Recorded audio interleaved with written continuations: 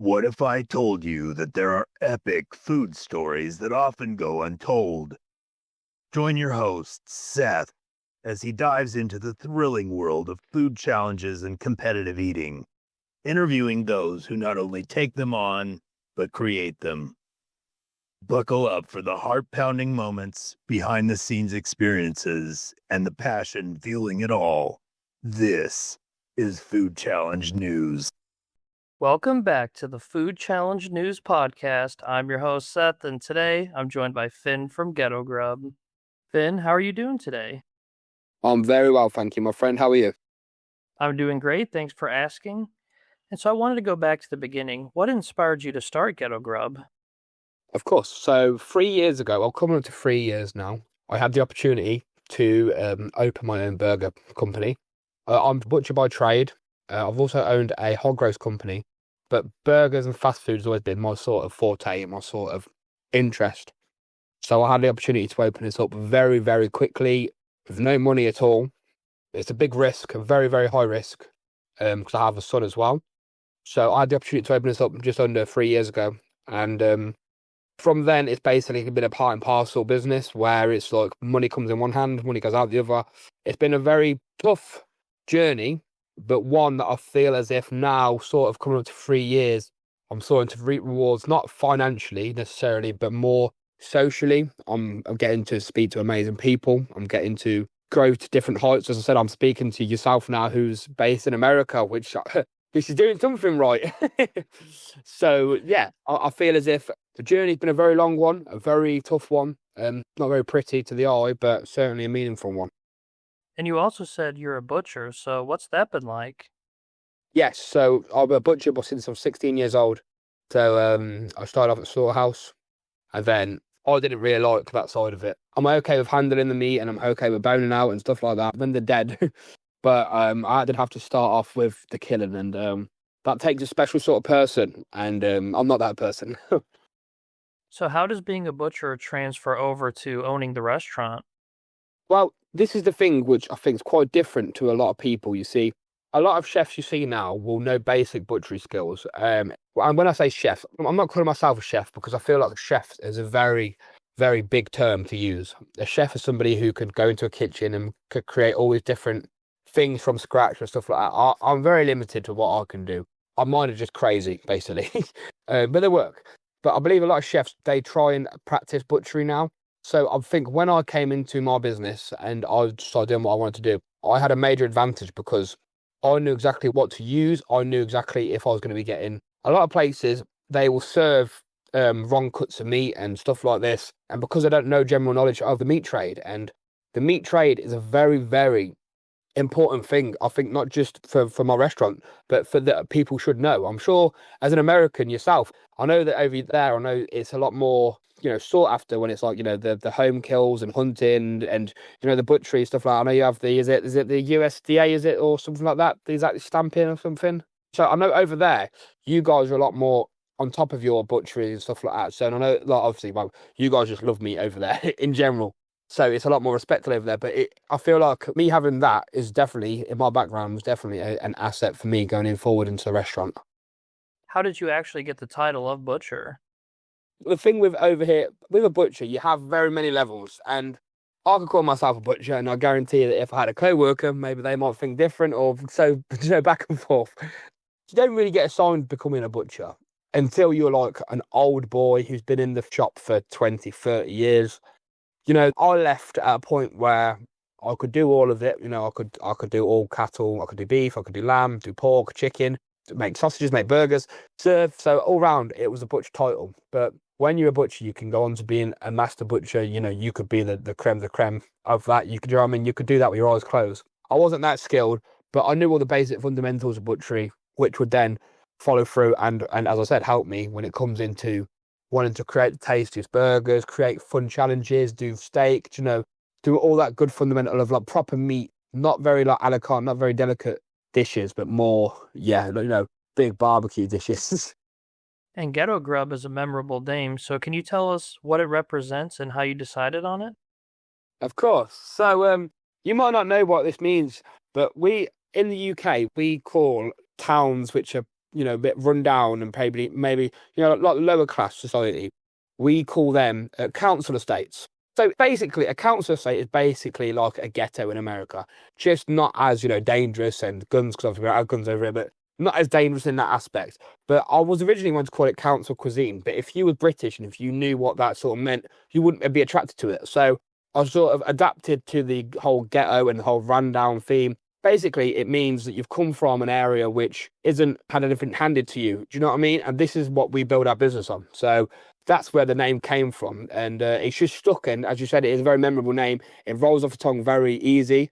And it's also got a nice little story. And so looking back to those early days, when did you first feel that the concept could grow into something larger? When we had Beard Meats Food, if I'm honest with you, before we was open up on a weekend, we announced that we were opening and stuff like this. We announced that we had our first ever challenge, the Hearty Attack Challenge, which was a 15 patty burger stack with loads of chips. And we hadn't actually opened officially to the public. And we had an Instagram DM off Beard Meats Food that he was going to come down. And I thought it was my friends lying and tricking me, because I'm sure like every single person and yourself, Beard is a big name in this game, the challenge eating. So to have him interested in coming down before we'd even opened up, that was instantly like a bit of an eye-opener to the fact that whatever I am doing and or the angle I'm taking is definitely working and definitely getting the eyes from people onto us. So walk us through your reaction when you found out that the message from Beard was legitimate. Let me just tell you, there's a lot of swearing. I quit my job. At the time, I was obviously, I'm a young dad as well, and I was doing this business, but I couldn't work. I couldn't do it full time because I was, at that point, I was very risk assessment orientated. I didn't want to quit this job and then go into my business full time if it wasn't going to work. But then when we found that Beard was going to come, my job said that they wouldn't give me the time off to be there for him. You will only ever get that opportunity once for him to come down. We've tried to chase him for years again, and obviously he's so busy in America and stuff like this now. So looking back on it, me taking that risk and quitting my job was the best thing ever to do it. But that's sort of the reaction I had. I sort of just had to go all in for this. That was the moment that I realised, if I'm going to make something of this business, then I've got to give him my everything. Oh, wow. So that was a big turning point for you because they wouldn't let you get that time off work. No, yeah. So I explained to them, and they knew who he was. They knew it was a big point for me. But I suppose to them, they didn't really, it wasn't any water off their back. It wasn't really a big thing for them. So they just said, I couldn't have the day off. Now I have other people work for me, like my family members, but having the opportunity to have him there and you serve him, and it's going to be on YouTube, you've got to be there yourself as a business owner. And so that was a point where I realised, do I play it safe and just let Beard come, or tell him I can't do it and then stick to my normal job, or do I really take the bull by the horns and see where this adventure can take me? And it's taken me 3 years down the line now, and speaking to yourself. So walk us through that experience. What was it like having Beard come visit your restaurant and seeing the behind the scenes of one of his YouTube videos? So this is what makes it even more sweeter. So when I said to you that I was going to quit my job, he messaged me after I quit my job and said that the video, that he might not even turn up. He was coming into my area to do a school talk, and the possibility, if he has time, he will pull in. So when he told me this, I thought, shit, I've quit my job here now, and now he's telling me that, he might not even turn up. So up to the day, he didn't message me or anything like that. I was just waiting. And I just remember, because he has a Tesla, that car pull up outside, and instantly I shit myself. No matter how confident I'd been all day, telling everyone how confident I was, I absolutely cagged my pants. And I ran to the kitchen, and I was sat there, and I got on my mum to go out and stuff like that. And I was like, tell me when it's getting out and stuff. And they kept coming back and telling me, yeah, he's out of the car. Because I'd watched him. The thing is I'm sure you do this whole thing around food challenges, so you surely must share the same passion as what I got myself. Mm-hmm. I've watched this man on YouTube for years and years and years, and it's like a celebrity. He is a celebrity now, let's be honest. So I've watched him for so long, so I was fanboying so hard. It was unreal. And then I think because of all the emotion as well, of obviously me leaving my job to do this, it all hit home. So then I was obviously getting little updates. He was started recording in the pub and stuff like that. So then I just remember turning around and hearing his voice, because he's got his old, obviously, I think it's from Leeds. his voice. I remember he's so much smaller than what I thought he would be. But I just seen him, and then, although to be fair, when I seen him, I was just fine.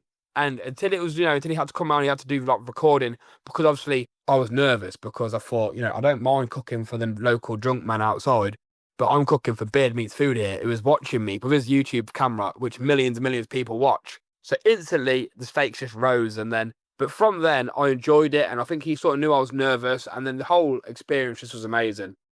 Yeah, I've actually attended some live food challenge events, and it's just really cool seeing it behind the scenes and then experiencing it, and then you watch it on video, and it's just a really neat experience overall. It really is, yes. All right, let's dive into some Ghetto Grub food challenges. So, what food challenges are offered at the restaurant, and what do they involve? Of course. So we currently have 4 base challenges, I believe, and then we have 1 challenge which is always a limited edition challenge. So we have the Juggernaut challenge, which is basically a remake of the one that Beard done, which is 15 smash burgers, and then it's £1.50 of skin on fries. And then we have the Nunny Cheesegasm, which is 2.5 kilos of skin on fries, 2.5 kilos of Nunny cheesesteak, which is my own version to a Philly cheesesteak, which is thicker cuts of steak, cheese, no peppers or anything like that, but it's just amazing. And then we have the BIG baguette, which is ultimately a breakfast baguette with sausage, bacon, eggs, beans, hash browns. So that's 6 of each of them items on that. So you got that one. And then you've got the Great Wall of Ghetto, which a very good friend of mine, Max V Food, that was one of his first defeats in over 2 years. Oh, wow. Yes, I mean, Max celebrated his 50,000 subscriber special at our location. But he done 5 challenges over a weekend.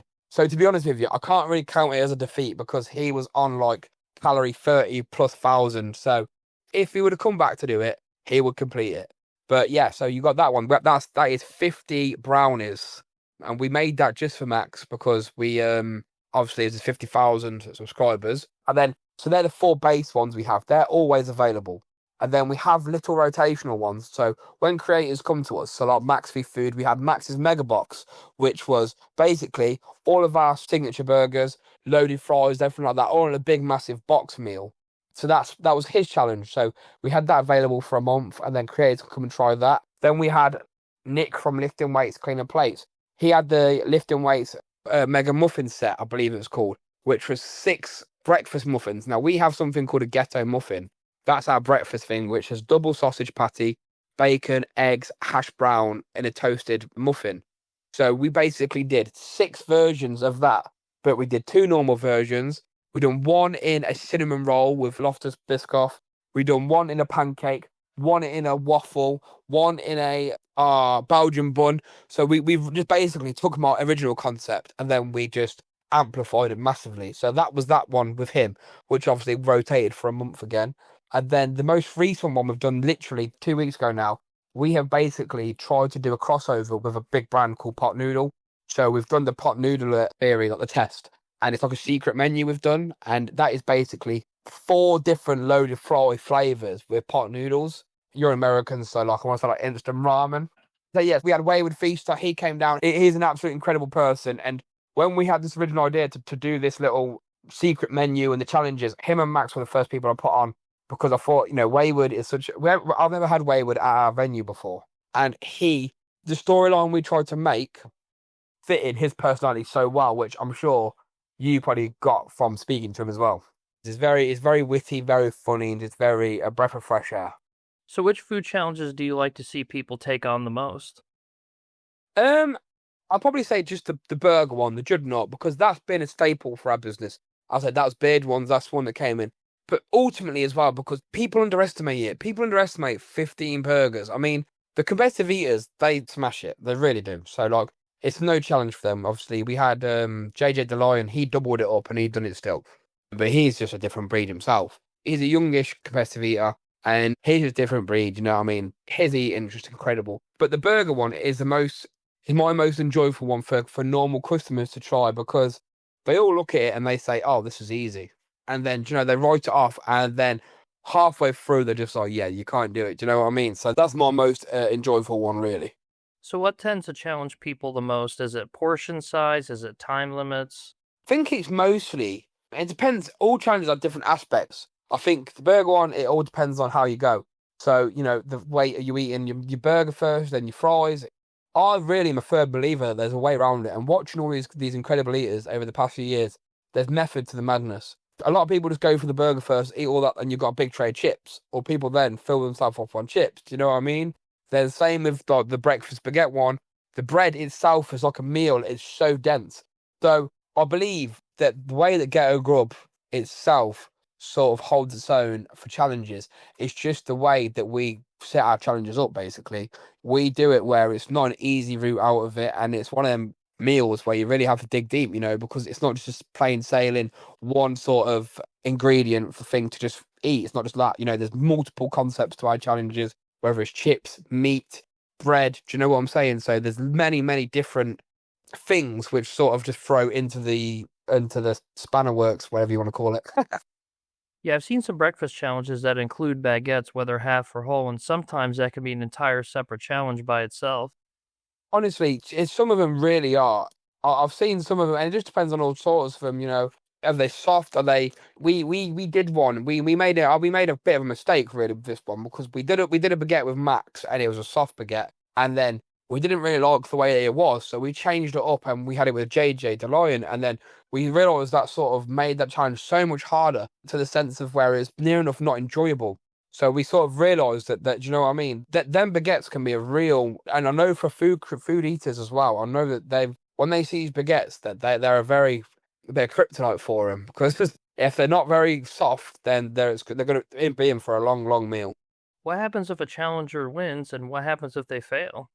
So we have a little wall of fame in our cafe, and if you complete the challenge, you get it for free. So the variation of prices go from anywhere from £25 to £50. So, it's a good little meal to get for free. But then ultimately, your face is on the winner's side of the wall, which include the likes of Beard Meats Food, Max V Food, JJ the Lion, Lifting Weights, Cleaning Plates, Baker Lifts, Wayward Feaster, all these great, great people. So ultimately, you get that sort of bragging right as well from a civilian who, a lot of people that come into our place, since we've sort of started doing these challenges a few years ago, we've sort of got a little community in our area now, which are all familiar with these people who maybe wouldn't be familiar with it normally. So people sort of take that little bit of pride of trying to be on the wall with these people. But then obviously, if you lose the challenge, then you pay the full price, and then you're on the other side of the wall, which is the losers. Which, I suppose you wouldn't. There's never ever any sort of humiliation for being on that size with the size of food, unless you're shit talking and saying how much you're going to smash it and stuff like that, which there have been a few where they've said they're going to do it, and then you have to sort of be a bit more jestful and, make them sort of eat the words when they can't complete it. But ultimately, it's all fun, all games, and anyone that tries to do it, hats off to them. So you've seen a lot of enthusiasm around your food challenges, and you just talked about, there's a community around it now. So how does it make you feel from the first time, like, Beard came in until, like, today? If I'm honest with you, it's so much of a breath of fresh air. So we are, I'm sure you're familiar with Cattleman's in the UK. Yeah, so obviously they are from Paignton. They are 4 hours away from where we are. So when we started doing our challenge for a few years, and obviously Cattleman's blew up and done theirs. So we see them as, I look to them as a bit of an inspiration. I thought, these guys, this is where all these big eaters, they go there to do this. And I sort of wanted to create my place as a hub. Then with the Cattleman's, it won't be the same size as it, but I want to sort of create that community, and people in my area, they're all now in my area. 3 years ago, if you would have talked about a food challenge, people wouldn't have had a clue what you're on about. They would be like, they'll just think you're being greedy. But now people sort of walk in the cafe and they look to the wall to see if any of these new big names come in. They look to our social media to see who's coming next. They tag these big people in. So it's sort of that real sense of belonging and that sense of community together, which, we are now, like, this year we are going to be working tirelessly to sort of create a bigger network for my area, especially for food challenges and what we can do, what we can bring in for other creators. And yeah, it's going to be really exciting. So to see the amount it's blossomed over the past 3 years really, really has, it means the world to me. It's very evident that you're not only passionate about the food challenge aspect of things and the challenge side of it, but also just about food in general, so I respect it. Thank you very much. And there's also a lot of really cool challenges in the UK.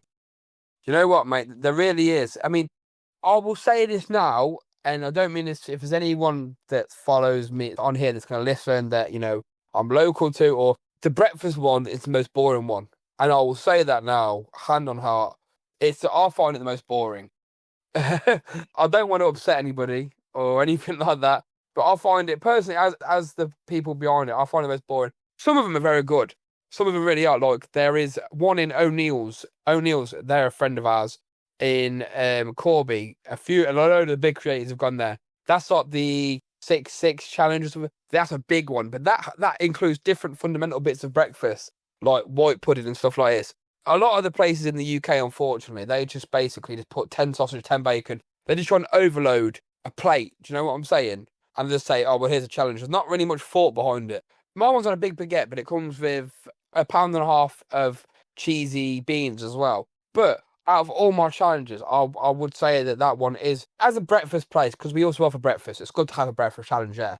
But that's not one of my ones which I'd sit there and say, yeah, this is one of my most, do you know what I mean? I'm most proud of. I wouldn't say it's bad, because I wouldn't have put anything bad out. But it's not one of my most exciting ones. Do you know what I'm saying? And I'm happy to hold my hands up to that. But as a breakfast establishment, you have got to have one on the table. But we are currently in the early stages of creating a new breakfast challenge to overtake that one.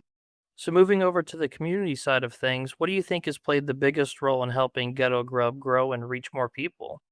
We're very vocal when it comes to social media and things like this. We're on all platforms.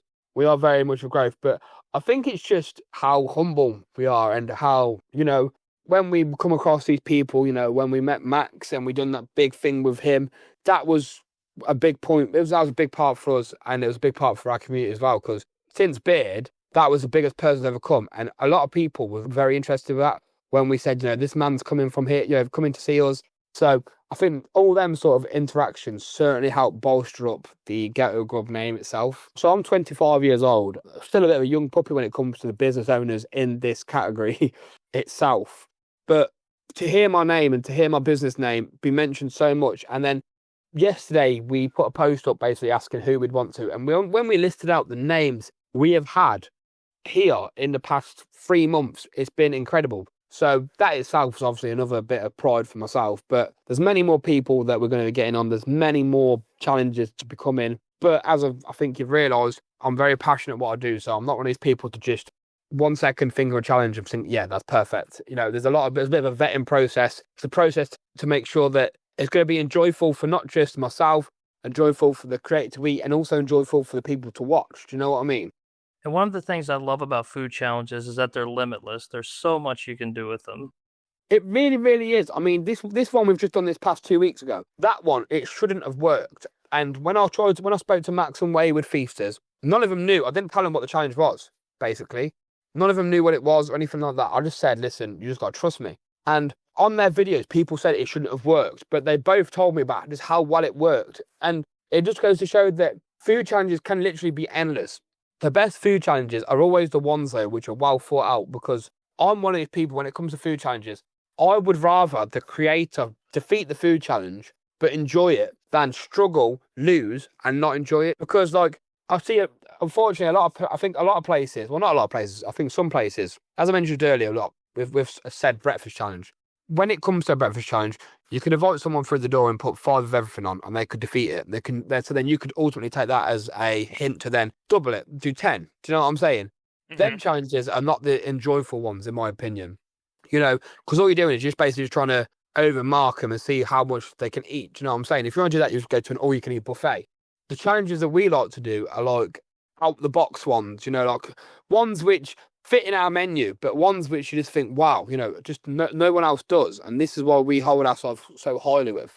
So now I have to ask, is there any upcoming food challenges that you're creating that you want to tease? We are in the very, very early stages of the breakfast wrap one, which has been an absolute pain in the arse to do. To try and get it as a big bolster and to try and do it, it's been so hard. And we are also very, very quickly looking into doing a spicy challenge. So that's one thing we've never done. In 3 years, I've never done a spicy challenge. So we are looking into that as well. But I will happily say on public right now, if no one else has seen this before, but we are planning a very, very large scale event in the summer that could hopefully be one of the biggest events in competitive eating on British soil for this year. So that is very, very early doors. That is very, nobody knows that. Nobody knows fundamentals. I probably don't even know all of it yet, but I thought, what a better way to put it on than to yourself. So yeah, I think if we can pull our heads into it and create something the way I want it to be, I really think it could be a very big turning point for myself, especially, but also different eyes on the food challenge community. Yeah, sounds like you got a lot of exciting things coming up. I'm trying. Listen, it's what keeps it going. What keeps the cogs going. So what do you think keeps customers returning after they first visit Ghetto Grub, like they've already had an experience there? Or what do you think makes them more likely to tell family and friends about you? I mean, I would obviously say the food because I would always back our food. But ultimately, I believe it's just like what we're doing now, the interaction. I hold customer service higher than your food. And it's very weird that I say that, and no one probably understands why I say that, because at the end of the day, when it comes to food, taste everything, of course. But I'm one of these people which I'm a strong believer in. It's your impression of the business and the person which you walk out remembering. So let's say, for instance, if your food was good, but the server and the business were absolute arseholes, and I mean absolute knobs. But then you go to a restaurant and the food was okay, it was nice, but the people were so over, they were loving everything. They were so, they were there at your beck and call, so helpful, so just brilliant. You couldn't fault them. You'd much rather go back to the place which the people were so much more welcoming. So that's why our customer service and just making sure that experience from the second you walk in to the second you leave. My little motto is the second you walk through my doors, you go from a customer to a family member. And because all my business is family, that's how it is. And that's how I like for everyone to be treated. Like a family, all the food creators, I say that to them. You come in, you're instantly like a part of a family. That there is more important. Obviously, you still got to have nice food. You can't just serve horrible food. But if you become nice as a person, if you can get on that level as being a respectful person and relatable, then you've already won half the battle. Yeah, absolutely. And it can make a world of difference. It absolutely could. As I said, I'd much rather go to a place where the food is nice and the people are absolutely amazing than the food is great and the people are horrible. And before we wrap it up, what message do you want people to take away from Ghetto Grub? I want people just to realise that you can do anything in this world. I'm speaking to you now, and obviously we've spoke about the big story and everything like that, but a lot of people who follow myself know the deep down stories that I've gone, the struggles. So speaking to yourself today, this is a big achievement. I feel like this is a very proud achievement for myself as well. Speaking to a creator in this line of work. So my biggest thing that I want people to take off is just to go for everything. As I spoke about, I quit my job and I went for this. And at times I thought it wouldn't work, but then at times it does. Just don't be scared and just literally go for it, because we all die one day. So it's always best to try and go down being remembered for trying to do your best than just trying to be copying everyone else. We appreciate the kind words, and it's been great talking to you today, Finn. Thanks very much, and yourself. And that concludes our interview with Finn from Ghetto Grub. We'll have all of the links for Ghetto Grub in the description below. And thanks for listening, everybody, as always, and we'll see you in the next episode.